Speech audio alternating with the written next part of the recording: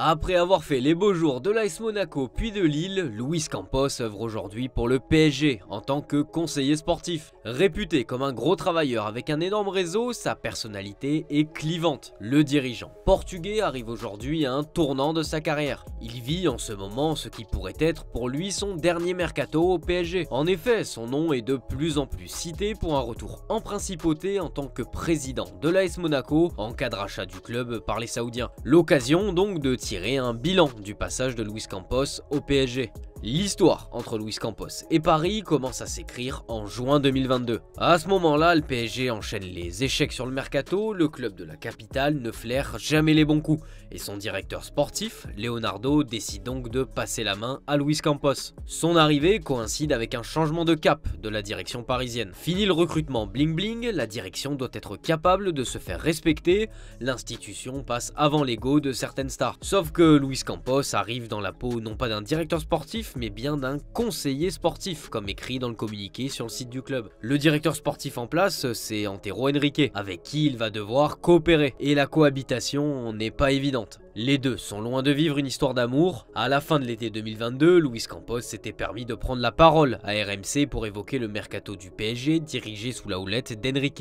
Et il avait été très clair, nous n'avons pas fait un bon mercato. On arrive en fin de mercato sans l'équilibre parfait. S'il nous manque une pièce, le puzzle n'est pas complet. L'économique et le sportif doivent marcher ensemble, c'est obligatoire. On est un club de foot, le filtre économique ne doit pas conditionner le filtre sportif. La priorité a été le filtre économique, pour moi c'est très clair. Quand le club pense au sportif et oublie l'économique, c'est la catastrophe. Cette déclaration n'était évidemment pas au goût du principal fautif visé, ni du club qui lui a demandé d'ailleurs de prendre ses distances et de se calmer. Le dirigeant portugais mène une véritable guerre d'ego avec Antero Henrique. Campos était dans une optique de se faire sa place et était omniprésent dans les médias. Il était partout au point même où on l'a vu sur un banc de touche aux côtés de Galtier en train de jouer le coach et donner des consignes. Un épisode complètement lunaire. Sa présence sur tous les fronts a créé des tensions avec l'équipe première et Neymar, comme ce dernier l'a souligné. Bon, on a parlé de sa relation toxique avec Antero Henrique et son omniprésence qui a pu perturber le groupe, mais au final, ce qui compte le plus, c'est bien le mercato, non? Alors allons-y, penchons-nous sur les mouvements de transfert depuis son arrivée dans la capitale à l'été 2022. Côté arrivée, il accueille Vitinha, Renato Sanchez, Hugo Ekitike, Carlos Soler, Fabian Ruiz ou encore Nordi Mukele.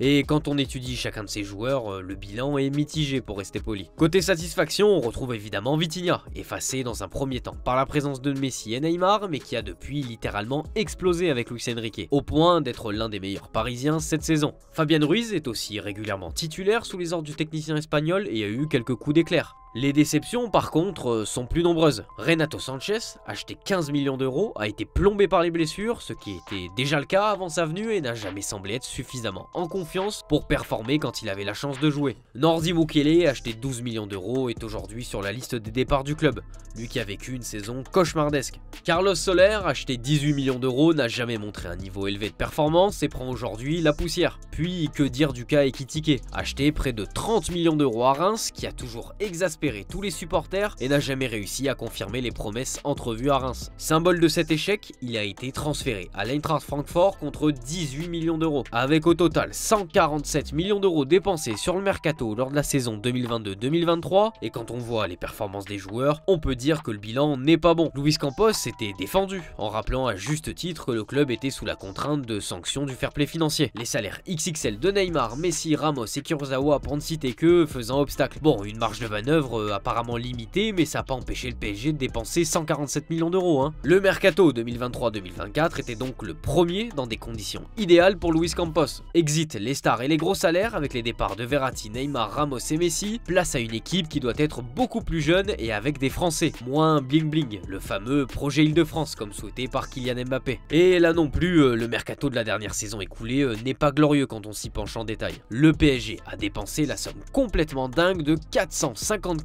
millions d'euros, une somme colossale pour des joueurs qui ont pour la plupart déçu. Randal Kolo Muani, déception absolue, acheté 90 millions d'euros. Gonzalo Ramos, parfois intéressant mais irrégulier, a coûté 65 millions d'euros. Ugarte, que Manchester United veut s'offrir, a coûté 60 millions d'euros. Même s'ils n'ont pas coûté d'indemnité de transfert, Marco Asensio et Milan Skriniar, très souvent à l'infirmerie, sont aussi poussés vers la sortie, eux qui ont coûté une fortune en salaire et prime à la signature. On peut continuer les déceptions aussi, avec Kangin Lee acheté 22 millions d'euros. Les seules satisfactions à mettre à son crédit sont Bradley Barcola, qui a explosé exploser aux yeux de l'Europe, Lucas Hernandez et pourquoi pas Ousmane Dembélé, régulièrement titulaire mais à qui on pourrait questionner son côté décisif, surtout pour 50 millions d'euros. Le bilan est donc dans l'ensemble catastrophique. Arrivé avec l'étiquette du travailleur qui flaire souvent les bons coups, ses choix ne se sont pas avérés payants. Pourtant, c'était lui qui était à l'origine du Monaco champion de France devant le PSG et demi-finaliste de Ligue des Champions, en faisant venir Thomas Lemar, Bernardo Silva, Fabinho, Joao Moutinho. C'était aussi lui qui a fait de Lille le champion de France surprise avec les venues de Renato Sanchez, Ikoné, Bamba, Osimhen ou Fonte. Sauf que ce Luis Campos paraît lointain. Les futurs arrivées de la paire brésilienne Moscardo-Beraldo, 40 millions d'euros à eux deux, est attendu au tournant. Puis on peut aussi se questionner sur l'utilité de l'avenue de Matvei Savonov au poste de gardien de but. Payé 20 millions d'euros pour être probablement remplaçant, tu ramènes un joueur avec un caractère bien trempé à en lire ses déclarations et qui pourrait fragiliser Donnarumma, pourtant bien installé en numéro 1 et qui sort d'une saison de haut niveau. Petit point positif parmi ce lot de points noirs, c'est sa relation, en harmonie avec Luis Enrique à en croire ce dernier. Élément rare qui a trop longtemps empêché le club de réaliser des mercatos pertinents. Bon, sous réserve de confirmation, car c'est pas impossible qu'Enrique fasse de la langue de bois. Pero mi opinión es clara y públicamente. Yo trabajo codo con Luis Campos desde el primer día. Han pasado ya 10 meses y estoy encantado de la relación profesional y personal y me encantaría estar muchos años en el club con Luis Campos o coincidir con él en cualquier otra experiencia profesional, sin ninguna duda.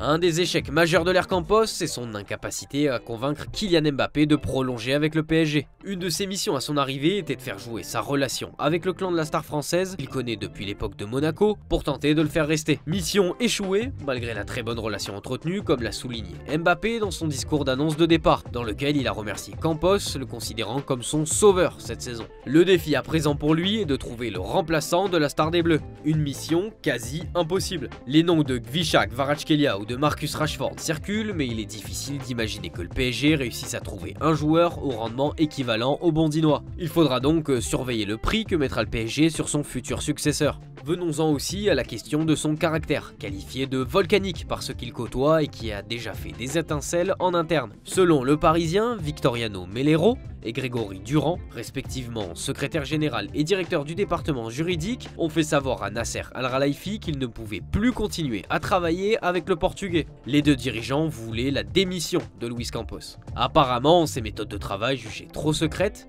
qui les excluent quasiment totalement des négociations durant le mercato, les ont poussés à bout.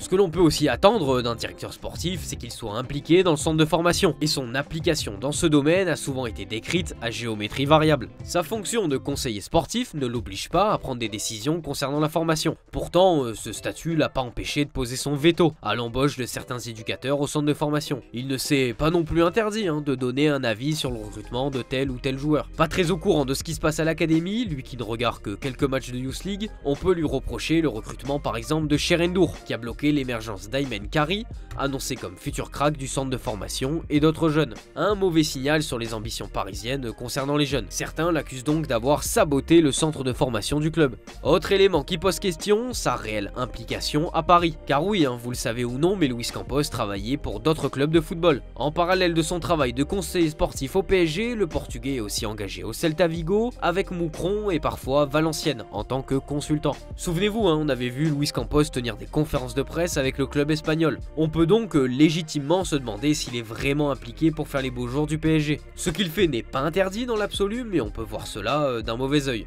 Quand on dresse son bilan à l'instant T à Paris, il y a eu quelques trouvailles, mais c'est surtout un sentiment d'échec qui domine vu les montants investis. Et vous les amis, que pensez-vous du travail de Luis Campos jusqu'à présent? Dites-moi tout en commentaire, on vous y attend nombreux. Merci d'avoir suivi cette vidéo et à très vite sur Foot Mercato FC.